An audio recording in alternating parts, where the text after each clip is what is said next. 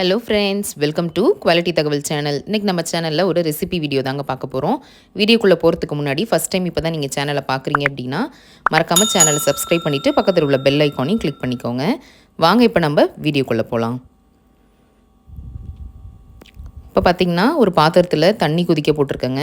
தண்ணி நல்லா சூடு ஏறினதுக்கப்புறம் மோர் குழம்புக்கு இன்றைக்கி நான் சவு தான் கட் பண்ணி எடுத்திருக்கேன்.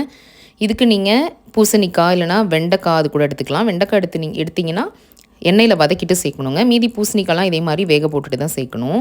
இப்போ காய் வேகட்டும், அதுக்குள்ளே நம்ம அரைக்கிற பொருளாக அரைச்சிக்கலாம்.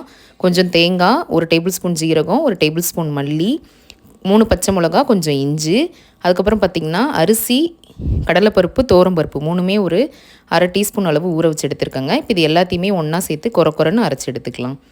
இப்போ அதுக்குள்ளே காய் வெந்துருச்சான்னு பார்க்கலாம். இப்படி எடுத்து கட் பண்ணி பார்த்திங்கன்னா வெந்திருக்கணுங்க. வெந்ததுக்கப்புறம் இப்போ நம்ம அரைச்சி வச்சுருக்கோம் இல்லைங்களா, அதை இப்போ உள்ளே சேர்த்துக்கலாம். இதை நீங்கள் கொஞ்சம் கொரப்பாக அரைச்சிங்கன்னா டேஸ்ட் நல்லாயிருக்கும். இப்போ உள்ளே சேர்த்துட்டு அடுப்பை சிம் பண்ணிவிடுங்க. நல்லா மிக்ஸ் பண்ணி விட்டுக்கோங்க. இப்போ இதுக்கு தேவையான உப்பை நீங்கள் இப்போவே சேர்த்துடலாம். காய் வேகும்போது ஒரு 1/4 டீஸ்பூன் அளவு உப்பு சேர்த்துருந்தேங்க. இப்போ வேகட்டும். அதுக்குள்ளே பார்த்திங்கன்னா தயிர் எடுத்திருக்கேன். இது இப்போ வீட்டிலே உர ஊற்றின தயிர் தாங்க. தயிர் கொஞ்சம் புளிப்பாக இருக்கணும். அதில் ஒரு 1/2 டீஸ்பூன் அளவு மஞ்சள் சேர்த்துட்டு நல்லா கட்டிகள் எதுவும் இல்லாத மாதிரி நல்லா மிக்ஸ் பண்ணி விட்டுக்கோங்க. கட்டிகள் இருந்துச்சு அப்படின்னா ஒரு மாதிரி திரிஞ்ச மாதிரி ஆகிடும். அப்புறம் குழம்புல ஊற்றும்போது நல்லா பீட் பண்ணி நல்லா ஸ்மூத்தாக எடுத்து வச்சுக்கோங்க. இப்போ நம்ம சேர்த்த மசாலாலாம் பாருங்கள், நல்லா ஒரு கொதி வந்துருச்சு. இந்த டைமில் நம்ம பீட் பண்ணி வச்சுருக்க தயிரை இப்போ நம்ம உள்ளே சேர்த்துக்கலாம். இப்போ உப்பு செக் பண்ணிவிட்டு சேர்த்துக்கோங்க. ஏன்னா நம்ம தயிர் சேர்க்கறதுனால உப்பு கொஞ்சம் அதிகமாக தான் இழுக்கும். இப்போ நம்ம தயிர் சேர்த்ததுக்கப்புறம் என்ன பண்ணோம் அப்படின்னா அடுப்பை ஃபுல்லாகவே சிம்மில் வச்சிடணுங்க. நீங்கள் தயிர் சேர்த்ததுக்கப்புறம் தான் உங்களுக்கு நிறம் மாறும். ஏன்னா தயிரில் தான் மஞ்சத்தூள் சேர்த்துருக்கோம். அடுப்பை நல்லா சிம் பண்ணிவிட்டு இப்போது இந்த மோர் குழம்புக்கு தேவையான தாளிப்பு நம்ம கொடுத்துடலாம். இப்போது 1 டேபிள் ஸ்பூன் அளவு எண்ணெய் சேர்த்துக்கிறேன்.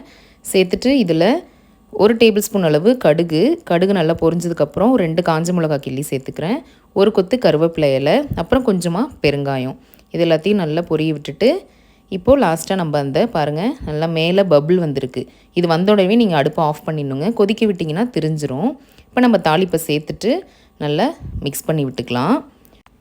நீங்கள் இதுக்கு காயெலாம் இல்லாமல் கூட சுண்டக்காய் வத்தல், மணத்தக்காளி வத்தல் அந்த மாதிரி சேர்த்து கூட பண்ணலாம். இந்த மோர் குழம்புக்கு நல்ல சைடிஷ் அப்படின்னு பார்த்தீங்கன்னா கடல வடை தாங்க. நீங்கள் காயே இல்லாமல் கடல வடை கூட செஞ்சு அதை மோர் குழம்புல ஊற வச்சு கூட சாப்பிட்லாம். டேஸ்ட் ரொம்ப அட்டகாசமாக இருக்கும். இந்த மோர் குழம்பை கண்டிப்பாக நீங்களும் உங்கள் வீட்டில் ட்ரை பண்ணி பாருங்கள். பிடிச்சிருந்தா லைக் பண்ணுங்கள், ஷேர் பண்ணுங்கள், உங்கள் ஃப்ரெண்ட்ஸ் அண்ட் ஃபேமிலியோடையும் ஷேர் பண்ணுங்கள். மறக்காமல் குவாலிட்டி தகவல் சேனலை சப்ஸ்கிரைப் பண்ணி வச்சுக்கோங்க. இன்னொரு இன்ட்ரெஸ்டிங்கான வீடியோவில் மீட் பண்ணுறேன். அது வரைக்கும் பாய்.